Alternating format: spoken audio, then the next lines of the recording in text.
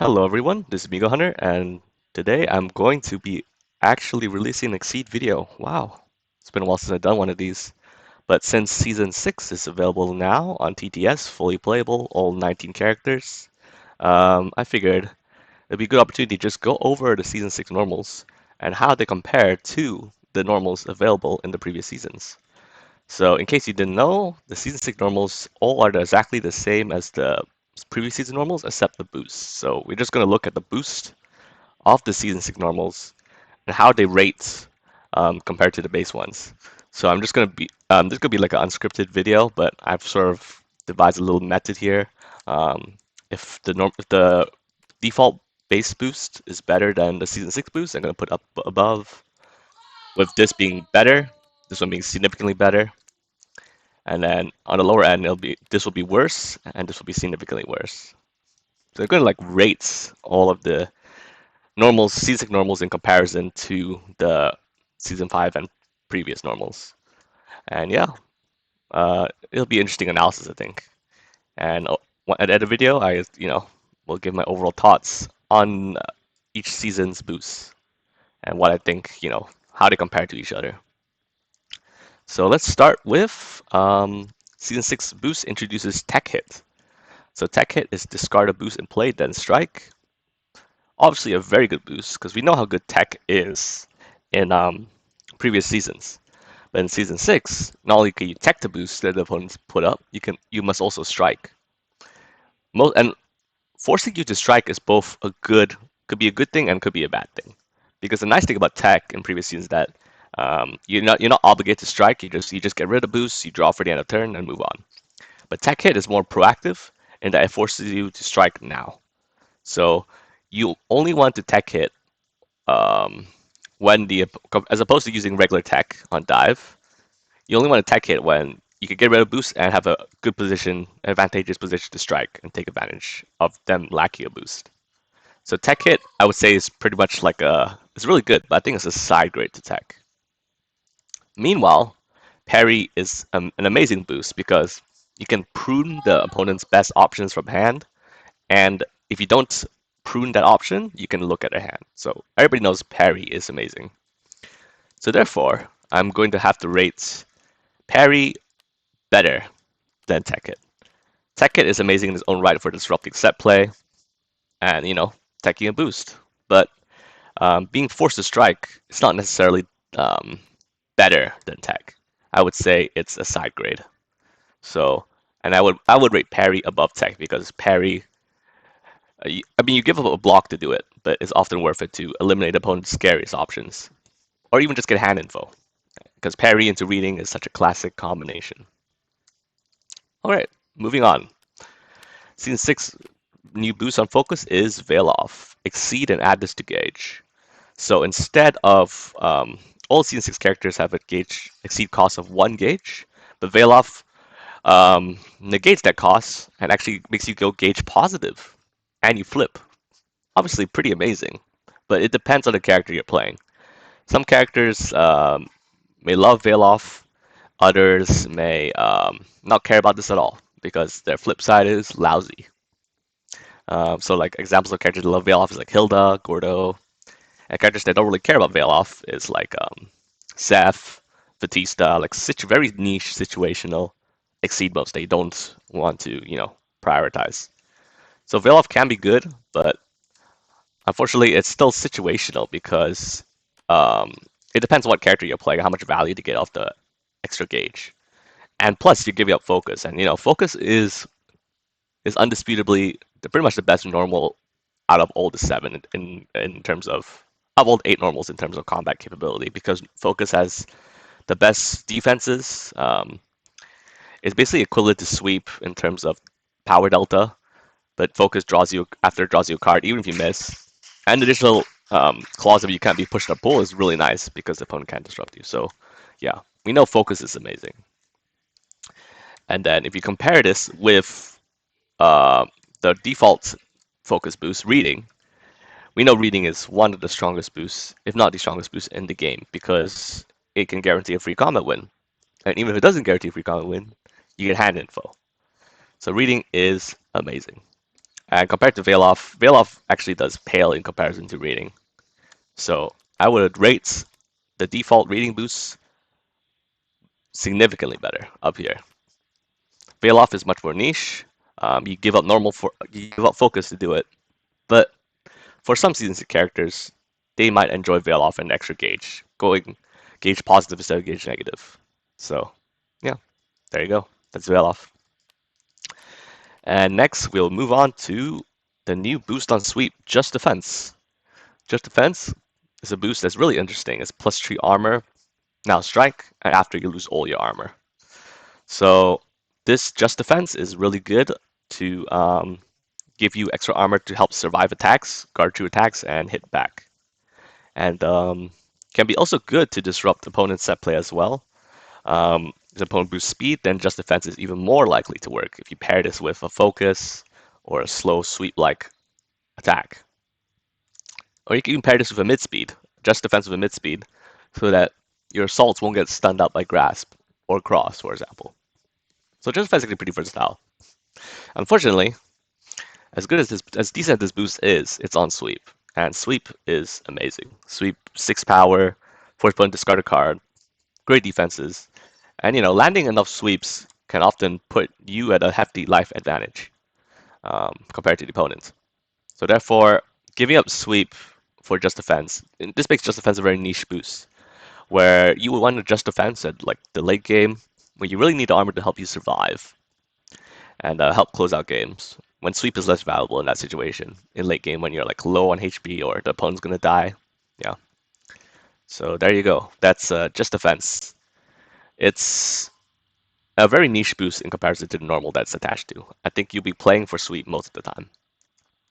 Meanwhile, the infamous and very good light boost, plus 2 speed.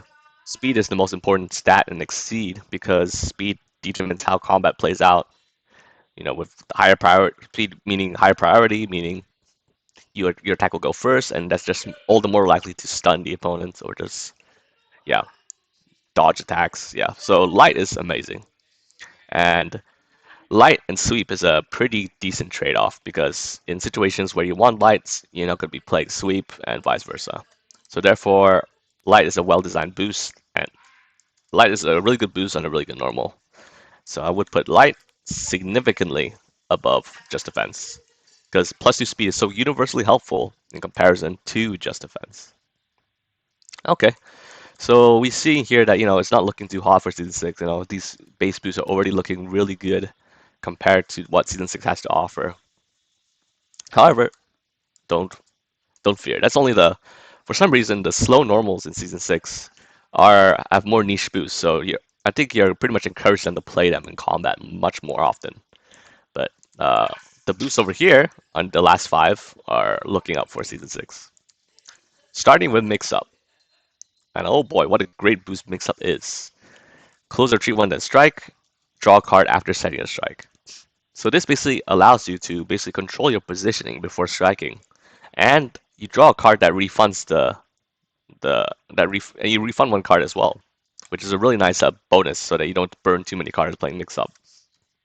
It's an amazing boost because Mix Up you can step it. It has so much versatility. You can step from range 1 to range 2 and cross out. You can step out of the opponent's range. You can even use Mix Up to step into range 1 and strike if you don't want to get spiked, for example. So Mix Up is an amazing boost and basically allows you to um, initiate with whatever position you want. And it often catches the opponent off guard because the opponent is setting up boosts to play in a particular range, and Mix Up disrupts that. So Mix Up is a tool Season 6 has to disrupt set play. So you see like this trend here where Tech Hit disrupts set play, Just Defense somewhat disrupts set play, and Mix Up disrupts set play. They're all about like disrupting set play and striking. So yeah, Mix Up is an amazing boost. And if you compare this to Defend's great. Plus 1 armor, plus 2 guard. Defend is not to be underestimated because Defend helps mid speeds to be able to tank through, um, helps mid speeds tank through light attacks and attack back. Like Defend with Assault is amazing. Um, you can even do Defend with like stuff like sweep or focus if the opponent's threatening a really high power attack, and you can just guard through it and counter hit back. So defend is great. However, defend is definitely not as good as light. And defend is something like you can throw out like range one when spike is useless. So therefore, I would put season six mix up as decently above defend. Let's put this here. Yeah. Because mix up, I would say mix up is way better than defend. Like I would put defend here, but mix up is noticeably better than defend because mix up has more useful applications, I think. Okay, now we can see that a familiar boost on dive. Reading in season six was moved from focus to dive, and we know how good reading is. No need to be said. And then the other season boosts have tech on dive, and tech chooses correctly boost play is really good. So you can just play tech to eliminate the opponent's best boosts, and then they force them to come up with another answer. Like tech against light is a really common interaction. Tech against an ultra boost that provides a boatload of stats. It's a very common interaction. Again, like as mentioned before, I think tech is a side grade to tech hit. Neither is strictly better than the other. They just do different things. Tech just passes on and you draw a card. Tech hit forces a strike. So therefore, tech being a very useful boost, but reading is superior than that. So therefore, I would put tech here. Like, I think this is a fair spot to put it. Just like reading is noticeably better than tech, but tech is tech and is always helpful. All right. So now we move on to assaults. So the assault boost, the boost on assault is actually quite similar to the retreat, to backstep on previous seasons assaults. And backstep's good, retreat up to 4. You can basically control the range of where your step or where you're retreating. And it's replaced with air dash in season 6. And air dash is a strict close retreat 3. So it's no there's no up to. It's just either you close 3 or you retreat 3. So it's hard to at first it seems hard to evaluate, right? Like which boost is necessarily better. Um, Backstab is a little bit more versatility in terms of how many spaces you retreat, but air dash allows you to close or retreat, so you can use it both ways. And both being movement boosts and instants, I would actually rate season six's air dash better than backstab, and here's why. Um, Air dash, like the assault is the range assault is good at is range 3 specifically, because playing assault range 3 means that it's on curve. You're not likely to get outspent and stunned, and yeah. So assault range 3 is great. Air dash is when you don't want to play assault. So like you play air dash at range 1 when you're not likely gonna assault. Just retreat 3, get some distance. If you're a zoner, that's great. And inversely, you wouldn't play air dash at like range 4 or something to close into range 1 because you're not going to play assault at range 4, or you're not going to play assault at its optimal range of 3. So basically, it's just like you can use air dash for the close or retreat 3 and be happy with it. And it's pretty much a very ideal boost on this normal. When you don't want to play assault, you play air dash. It's that simple. Backstep is like backstep. Meanwhile, is just like you can retreat more distance, but that's all you can use it for, retreating. That's it. Air dash close tree is not to be underestimated because in previous seasons, if you want to close the distance, this is only on cross. However, with air dash now available, it's easier to close distance than ever before against like those pesky zoners. So therefore, I would rate air dash not significantly better, but moderately better than backstep. All right, now for the boost on cross. This one stands out as being one of the few continuous boosts that Season 6 has in their normals. And what a continuous boost is it provides a bundle of stats because your next attack is considered EX, plus 1 power, plus 1 speed, plus armor, plus 1 guard. Enough said. It's amazing. And Is it better than lights? Uh, I would say it's like a side grade to light because all these extra stats, it provides more like extra stats, but at the same time, it doesn't have the absolute dominance of plus two speed. So superior is just like if you want to make your attack quite a bit better, and and that's enough to basically stun the opponent or outtrade the opponent, etc. Because that's what EX attacks are for. EX attacks, you bust them out to try and stun the opponent or outspeed and stun them. And it doesn't it doesn't provide as much raw speed as light, but it provides a bunch of other stats as well that are really good at just breaking guard and doing nasty things. So the only downside of superior is that um, unlike other gratuitous boosts, you cannot play an E. You know how you can play an EX on top, and the EX provides stats on top of the boost you already have. With superior, your attacks automatically EX, so therefore, if you want more power to your EX attacks, you cannot play superior. Actually, how should I put it? Yeah, it's like I made a mistake before of trying to EX an attack while superior is already up, just like unconsciously, thinking I would get plus two power, plus two speed, etc. But obviously you can't do that because you cannot make an attack more EX. It basically you cannot stack these stats on an EX attack. So therefore, yeah, that's the only downside of superior. Otherwise, it's amazing. And some characters in Season 6 really care about EX attacks like Hyde, uh, Byakuya. Yeah, so superior benefits those characters immensely.